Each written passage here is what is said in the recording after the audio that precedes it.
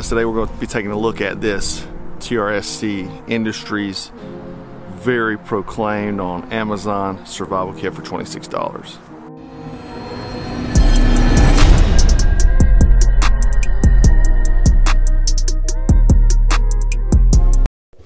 So let's go ahead and take a look at this TRSC Industries, or Trescend maybe, I'm not really sure. One of China's best 13-in-1 outdoor survival or emergency SOS kit.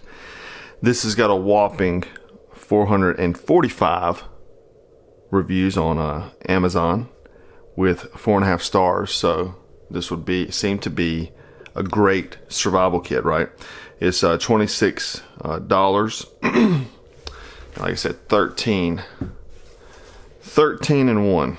So we've got this Pelican style. It's a lot cheaper style. It's not really Pelican. It's a plastic mimic of a Pelican case. Okay, so not a real Pelican case. I'd imagine it's going to not be really water resistant because there is no O-ring there. So it's not gonna. Well, I think there might be a little O-ring in there. But it probably is not going to have that water resistance that you would get from a Pelican case, right? So we have an emergency blanket. This is 130 by 210 centimeters. We have a water bottle holder for your belt. This wouldn't be what I would include in a survival kit to take up space, but hey. A tactical pen. And the titanium glass breaker there. Bring that in real quick. Yeah, so titanium glass breaker, knurled. It's a rotational ballpoint pen. And we'll check to see if it writes really quick. Let me get a note card or something.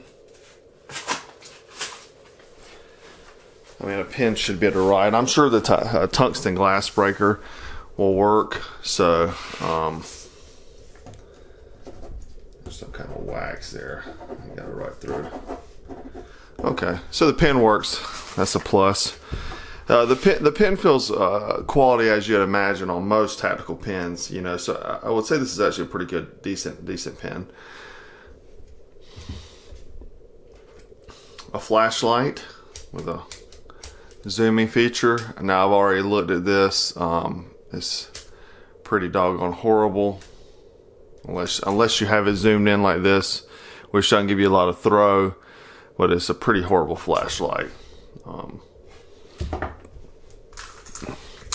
This whistle, I'm not going to deafen you guys, just take my word for it. It is a loud whistle, and it's like a little aluminum one, and you could tie it on a lanyard as well, or this keychain. So pretty good whistle for what it is. Okay, so we got a knife. It's the carabiner style. So that's how you hook it to yourself. And it's a tactical folder, so there's a little clip here. It doesn't feel that gray. Oh, it's actually pretty sharp though. The handle doesn't feel very good, like as far as in your hand, because I mean it is a carabiner, but man, it is actually pretty sharp knife. You know, it's a little bit flimsy. I don't know if I'd trust it for like heavy duty use, but it is a pretty sharp knife for coming from a Chinese survival kit. I'm actually pretty impressed. And so the lock back mechanism here. Now under hard use, I don't think this would hold up because it's just a small screw pin here holding it together, but you know, it is a pretty sharp knife for what it is. I mean, because that's the envelope. It's not a single sheet of paper, so I'm cutting through two pieces. You know what I'm saying? We get a small little keychain EDC light. Man, this thing is almost brighter than the doggone bright as the flashlight. So pretty little nifty keychain light. It does have that constant on. I think that's kind of stupid to have that redundancy here. I'll probably just have one or the other. I would take up space with both. Like I said, some of these items I just feel like it's kind of like a poor execution. In a wilderness survival kit, I don't know that I'd put a pen like this. It feels like an urban survival kit possibly, but then it would be a completely different loadout. All right, so we have a compass here, and this is it looks like a wet compass. Rotational bezel. Now don't let the brass fixture fool you, because it does look like it would be like really old school type, but it's actually a modern compass, just in a different housing, you know. So let me go ahead and get my compass up, and we'll check to see if it's actually accurate. And yep, it is accurate. So good, accurate compass. Very, very good. So I guess I would trust the compass. It doesn't have any bubbles. It appears to be luminescent as well. So just in a weird case. All right, so getting down, we have a wire saw. You know, this is the Commando wire saw. Pretty much you've seen one, you've seen them all. This is actually just like what you would get in your British survival kit. I think they're made in China anyway. This is pretty good. It's got swivels with rings. Actually a pretty good rendition of the saw. So happy with that. Got a very good size Cerium rod. The funny thing I always see about these Chinese kits is that they use the Bear Grylls knife fire starter. This is the one that goes into the handle. I guess that they made that knife, so they started thinking that that's how you make a fire steel. Well, it was actually just for that knife, really. You know, it's kind of funny, but anyhow, so you got the two finger, so a gross motor skill type movement, and then a scraper here. We'll try some of this gear out in a second. And the last but not least, you get this really nifty stainless steel multi-tool.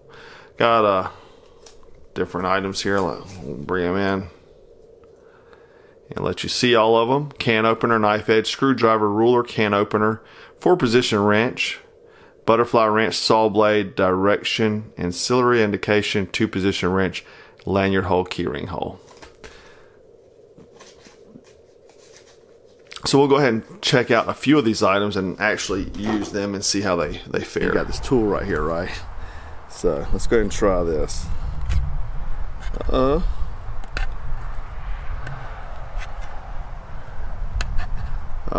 It actually is working pretty good too. I mean, it's a little bit slow, but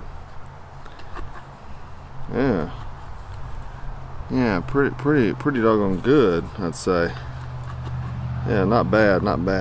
You know, I don't know about as far as the other tools on here. They look pretty useless, other than the bottle opener, maybe a little screw. But at least you could pop a can of raviolis. I do wish there was like an inclusion of tinder in this kit. You know, that's a huge component in any survival kit, as far as you know, needing something to make a fire because your life is in danger. But we'll go ahead and test this ferro rod out. I do like that grip with the handle there. And it throws good sparks. So pretty good ferro rod in the kit. Impressive, pretty large size too, good scraper. The scraper also has some measurement markings on it.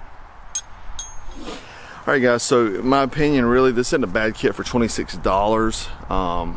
You get a lot for it. I think it's not a well comprised survival kit, wilderness and urban, which could be good. You know, I mean, to me it's more of an urban kit really than a wilderness kit. So anyhow guys, hope you enjoyed this video. I'll put the link below if you want to check this out. We'll continue on with the Amazon survival gear reviews, and let me know if you like those and if you'd like to see anything else. We've got a lot of good comments on the last Instagram post where we asked about Amazon gear they'd like to see, and so if you'd like to see some kind of Amazon gear, let me know. Thanks guys.